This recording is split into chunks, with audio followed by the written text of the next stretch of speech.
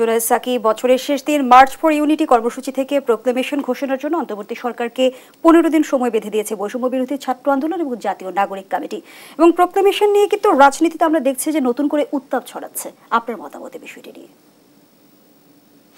দেখুন, 15 দিনের সময় বেঁধে দিয়েছে কথাটা আমি এভাবে দেখিনি। আমি দেখেছি তারা 15 দিনের মধ্যে এই প্রোক্লেমেশন কিংবা জুলাই অভ্যুত্থানের ঘোষণার বিষয়ে মানে ঘোষণাটা তৈরি করার দাবি জানিয়েছে। তো সময়সীমা বেঁধে দেওয়ার ব্যাপারটি একটু মানে আলটিমেটামের মতো শোনায়, সেটা আমার মনে হয়। সেটা তারা যেহেতু একটা 31 তারিখে নিজেরা ঘোষণা দিতে যাচ্ছিল, সেটা যেহেতু এখন সরকার একটা দায়িত্ব নিয়েছে, সে কারণে তারা আবার এটা যাতে অনির্দিষ্ট সময়ের জন্য না যায় সেইভাবেই হয়তো তারা একটা 15 দিনের সময় তাদের দিক থেকে উল্লেখ করেছেন। আমরা মনে করি যে এটা অনতিবিলম্বেই হওয়া দরকার, যত তাড়াতাড়ি সম্ভব করে ফেলা দরকার। সেটার জন্য প্রয়োজনীয় যে সময়টা নেওয়া দরকার, অর্থাৎ ঐক্যমত্য তৈরির জন্য, কারণ সরকারকে তো সবগুলো পক্ষের সাথে আলোচনা করতে হবে।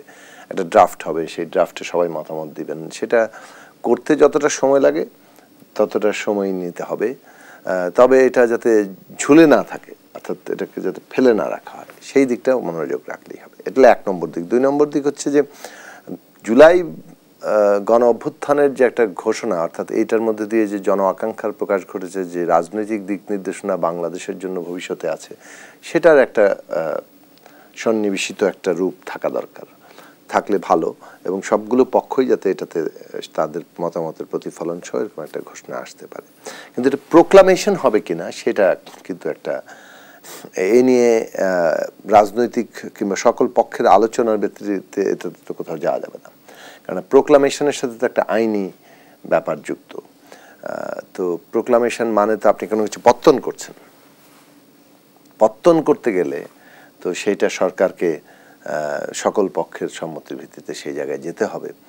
এখন সেটা মানে প্রোক্লামেশনের আদৌ প্রয়োজনীয়তা কি, অর্থাৎ মানে নতুন করে যখন প্রোক্লামেশনের বিষয় আসবে, সেটা সংবিধানের মধ্য দিয়ে যে রূপান্তরের কথা আমরা বলছি সেটার সাথে যুক্ত হলে তখন সেটা সংবিধানের প্রশ্নে এসে আলোচনা হবে।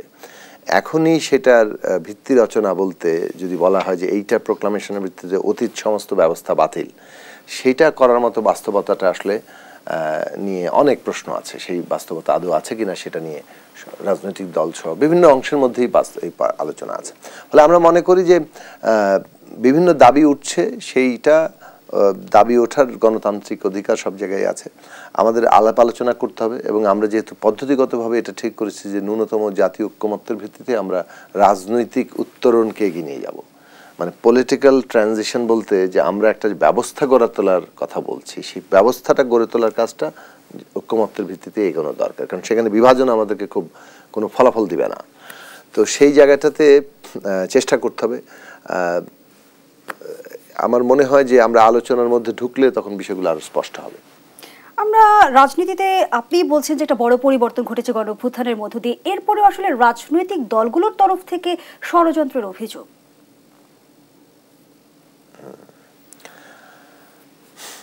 ষড়যন্ত্র মানে থাকতেই পারে। সেটা কেউ যদি অভিযোগ করে, নিশ্চয়ই তারা কোথাও না কোথাও তাদের কাছে মনে হচ্ছে বলে তারা অভিযোগ করছেন, কিন্তু মানে সেই অভিযোগ তারা করতেই পারেন। এবং আমরা মনে করি যে ষড়যন্ত্রের যে রাজনীতি, সেইটার বিরুদ্ধে গণ অভ্যুত্থান দাঁড়িয়েছে। এবং গণ অভ্যুত্থানের যে রায়, সেটা হচ্ছে বাংলাদেশের ষড়যন্ত্রের রাজনীতি চলবে না, গণবিচ্ছিন্ন রাজনীতি চলবে না, জনগণের উপরে ছড়ি ঘোরানোর রাজনীতিটা চলবে না। আমরা মুখাপেক্ষী, জনগণের অধীনস্থ, জনগণের কাছে জবাবদিহিতাপূর্ণ রাজনীতি চাই। এবং বাংলাদেশের রাজনীতিতে কে থাকবে কে থাকবে না, এগুলো জনগণই ঠিক করবে। জনগণের সেই ক্ষমতাটা তাদের কাছে আমরা যদি ঠিকঠাক মতো তাদের হাতে থাকার মতো যদি একটা রাজনৈতিক বন্দোবস্ত আমরা তৈরি করতে পারি, তাহলে আমি তো কোনো মানে ষড়যন্ত্র তো করতেই পারে কেউ, কিন্তু ষড়যন্ত্রকে সফল হওয়ার কোনো বাস্তবতা দেখি না।